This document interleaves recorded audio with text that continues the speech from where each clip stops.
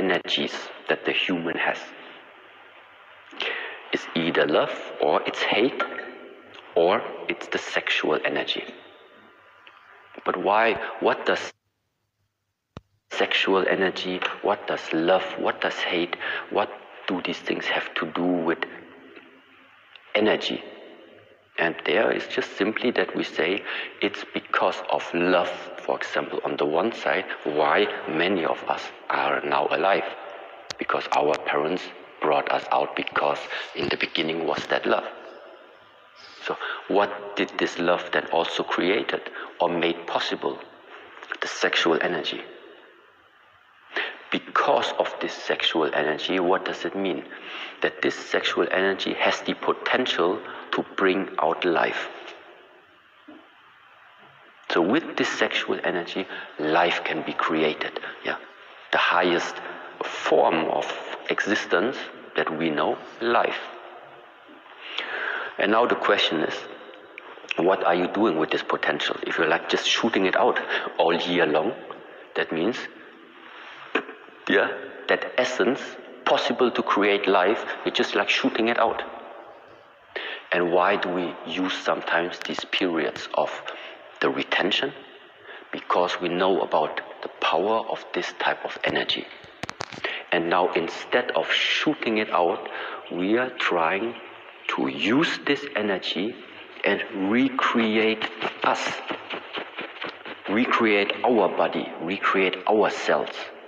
Because we know this energy can create a complete new human being.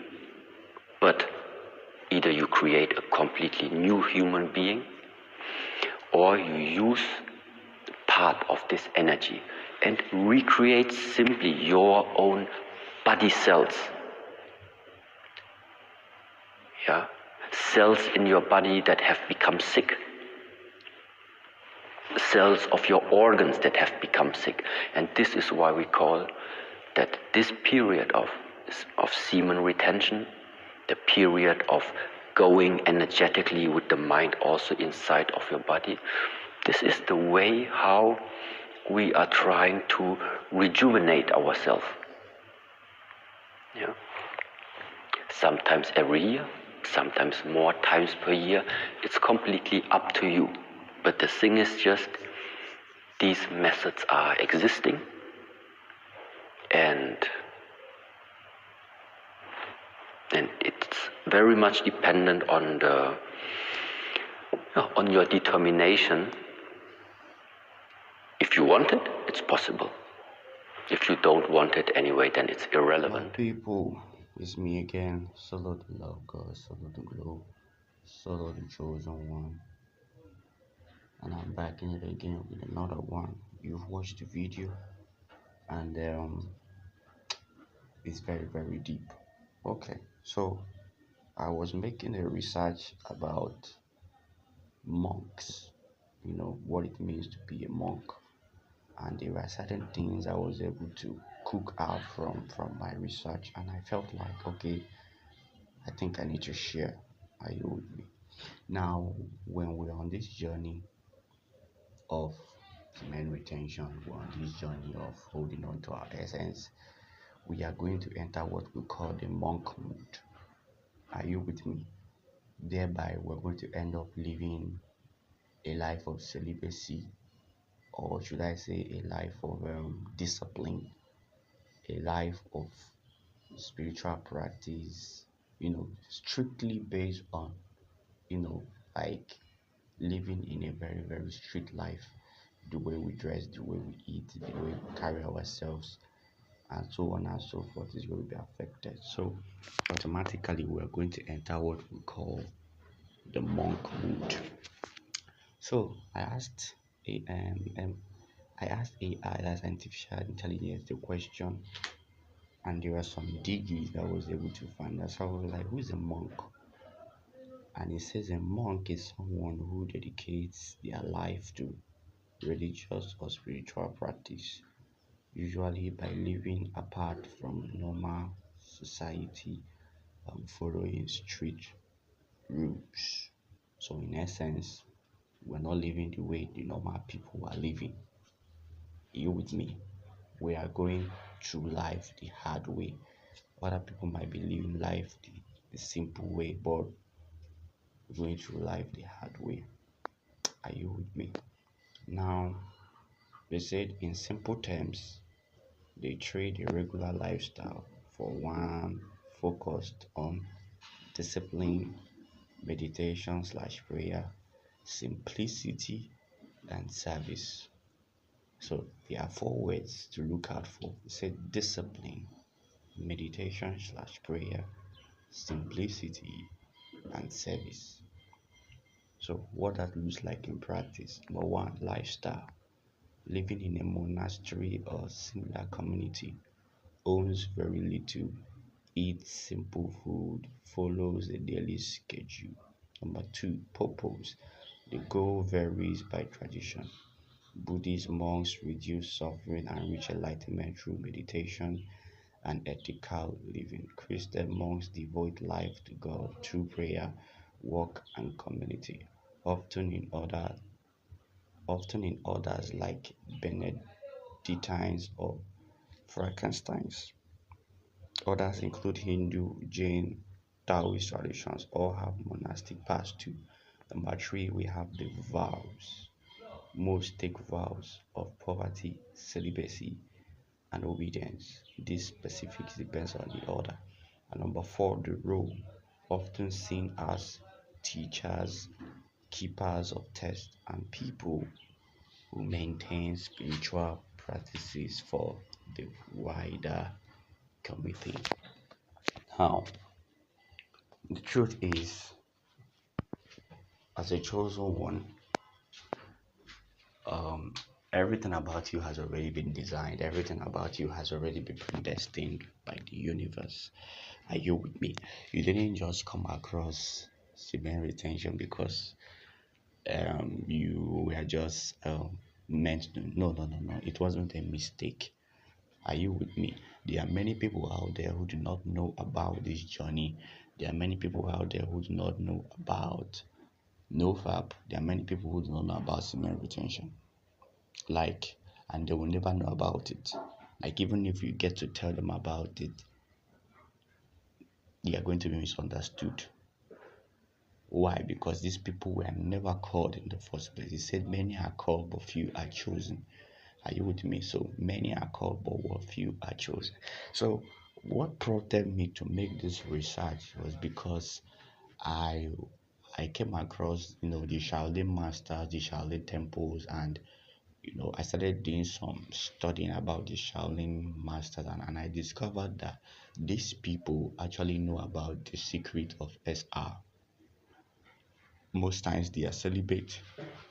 Most times they channel this energy into discipline, into purpose, into being the best version of themselves. And most times monks live a life of meditation and prayer.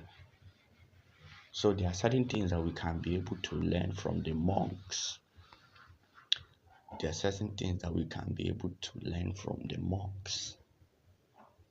And one of them is discipline and routine. Monks live by strictly daily schedule. So in this journey, we must be, that is, if we want to be monks, if we want to be the best version of ourselves, then we must be able to learn how to meditate. We must learn how to pray. We must learn how to work. We must learn how to eat. And we must also learn how to sleep. Self-control is trained into the routine, and that is why monk mode means cutting distractions and locking up. Number two thing we must be able to learn on this journey is simplicity and detachment. We must be able to appreciate the little that we have, because we don't need every money in the world. We don't need everything in the world to be happy. We can own little, one little, be it clothes, be it food, be it possessions. Reduce attachments and mental clutter. The goal is always not to be ruled by what? Desire. The third thing that we should be able to do on this journey as monks is that we must be able to embrace silence and solitude. Because on this journey, most of the times, out of 100%, 80% or 90% we are going to be alone. We are going to end up enjoying our own company.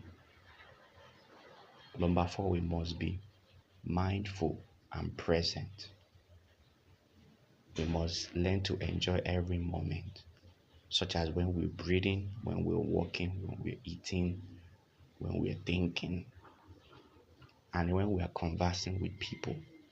We must learn to enjoy the presence. Many of us, we end up thinking about the future, we end up thinking about what we are going to do later, instead of us to just go through life, basically one after the other, enjoy the presence.